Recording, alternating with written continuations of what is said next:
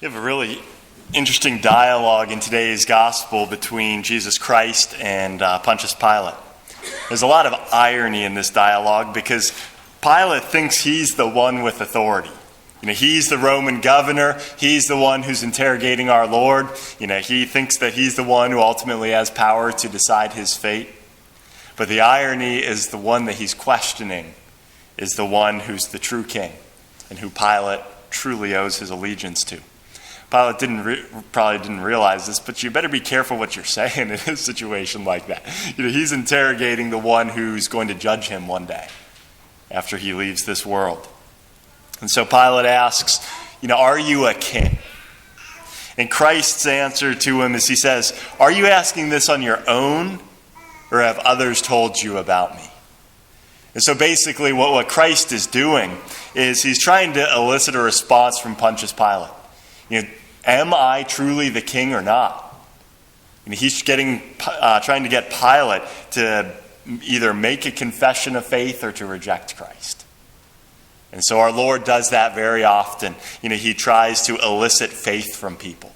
And so when Pilate asks him, are you a king? He says, are you saying this on your own? Are you the one who's professing that I'm king? And that's the same question that's posed to each one of us today. Is Jesus Christ the king or not? And it's not just an abstract, theoretical question that we can choose to ignore. This is a question that demands an answer, and it has profound implications on how we live our lives. Because if Jesus Christ is truly the king, that means we owe him our total obedience to every commandment that he's given. We owe him our service, we owe him our worship, and we owe him our love. The feast day of Christ the King was instituted by Pope Pius XI in the year 1925.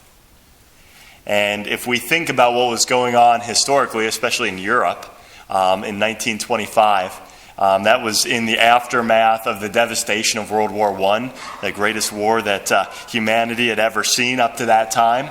And what Pope Pius XI was witnessing was the rise of fascism, both in Italy and in other countries. And Pope Pius XI recognized, one, the evil and wickedness of World War I, but he also foresaw what was coming. He recognized that with these national ideologies and this extremism that was coming about, that humanity was not on a better path, that they were on a path to greater destruction. And he recognized the cause. He recognized that what caused World War I and what was causing the rise of fascism was a rise of secularism. People who were rejecting God and who were trying to push religion out of their lives and out of the public sphere and try and live just a godless life. And so I'm going to read a quote from Pius XI, which reveals to us why he instituted the Feast Day of Christ the King. He said, the annual and universal celebration of the Feast of the Kingship of Christ will draw attention to the evils which secularism has brought upon society in drawing men away from Christ, and will also do much to remedy them. While nations insult the beloved name of our Redeemer by suppressing all mention of it in their conferences and parliaments, we must all the more loudly proclaim his kingly divinity and power. And so Pius XI recognized that in order to fix this situation and get humanity back on track, people must recognize the kingship of Jesus Christ and bring him back into their lives and back into the public sphere. And that's why he instituted the Feast Day of Christ the King. And if people had heeded his message, there would have been no World War II. Faith in Jesus Christ is like the hinge that keeps the door on track. It keeps everything in proper order because it keeps our lives ordered upon our ultimate end, which is union with God. And it orders, through the morality that our Lord gives us, it orders all of our other relationships properly, both within our families and within society as a whole. When you remove that hinge and you take away faith in Jesus Christ, humanity becomes unhinged and the door is going to fall. And you don't know where it's going to fall. But it's going to be erratic, and it's going to be devastating when it does fall. And we saw that with World War I and World War II. But that's, almost 100 years ago that this feast day was instituted. And the world wars have come and gone. But the reality is that the evils that caused those world wars are just as prevalent, if not more prevalent today than they were 100 years ago. Because if we look at secularism today, our schools are secular. People are not allowed to pray. They're not allowed to express their religious faith. They strip religion away from the young people's view of reality. And we have a whole generation of young people that are being brought up that way. And our society as a whole is becoming more and more secular. And the way that it's manifesting itself, there's certainly many ways, more than I can cover in one homily. But one of the prominent ways that it's manifesting itself is different than 100 years ago. 100 years ago, people were making their national identities God. They were replacing religion with nationalism. Today, people are replacing it with their own narcissism, with self-indulgence. That's what's becoming king and God of people's lives. That's who they're serving. The symptoms of this, what we see is across all sorts of different religions in the United States, churches are empty and falling into disrepair. And what are people focusing on? Where is the money going? It's going to entertainment. People want to be entertained. Our athletes make millions of dollars. Our singers, actors in Hollywood, they're pulling in millions and millions of dollars. That's where people's attention is going. And it's based upon narcissism. They're placing their own entertainment as the highest good. Netflix, video games, people will spend countless hours upon hours watching Netflix or playing video games, and that's what they start to center their lives on. And why go to Mass? Mass isn't entertaining. You're not going to come here and be entertained. If you want entertainment, don't come to church, go watch Netflix. The reason we come to Mass is not because it's entertaining. It's because it orders our lives properly upon our Creator and the one who is our ultimate end. We are not created for narcissism, to focus on ourselves. What human beings were created for were relationships of love, where we're focused outside of ourselves, first and foremost on God, and then upon our families and our neighbor.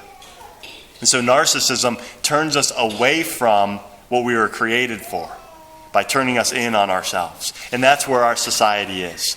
People seek happiness through self-indulgence, whether it's using people for their own pleasure or whether it's just sitting there playing hours upon hours of video games, wasting their lives away. But the reality is self-indulgence never fulfills us. It's like pouring water into a bucket where there's a hole in the bottom. You can keep filling that cup up with water and you can keep pouring it in the bucket. But as soon as you pour that water in, it drains out. As soon as you watch a movie or play a video game, you're done and you need more entertainment and you need it constantly, and it never fulfills.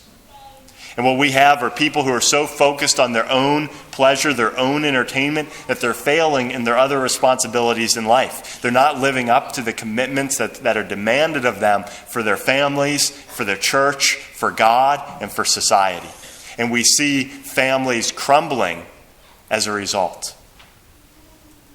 And so, this is something that really and truly is disintegrating our family because it's undermining family relationships and it ultimately undermines what we're called to be as human beings.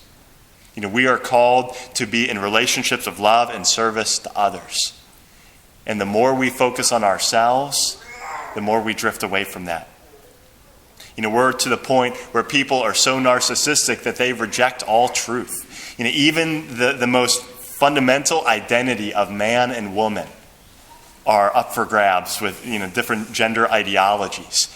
People are becoming so detached from reality and living in their own minds, in the illusion of their own minds, that they can't even acknowledge something as simple as man and woman. And they end up living their entire lives based upon a lie, trying to be something that they're not. And that's so devastating because they're going to wake up someday and realize that their entire life has been a lie because they've been trying to be something that they're not. And they've been living in the illusions of their own mind. And they've become detached from reality. That's how far our society is straying from the truth. And so what's the solution of this? Pope Pius XI called for us to consecrate ourselves, to consecrate our families, and ultimately to consecrate the entire human race to the Sacred Heart of Jesus Christ. Not to be obsessed with our own selfish pursuits, whether it was nationalism in his day or our own obsession with entertainment and self-indulgence today, but to acknowledge the kingship of Jesus Christ, that he is the one that we owe our allegiance to, and when we place him as the center of our lives, then we will experience peace, we'll experience reconciliation, we'll experience mercy, and our families and our society will flourish. But only if we acknowledge the kingship of Jesus Christ and consecrate ourselves to him. If we don't follow that path, society will become unhinged, and so will our lives. But acknowledgement of the kingship of Jesus Christ is what will order our lives properly.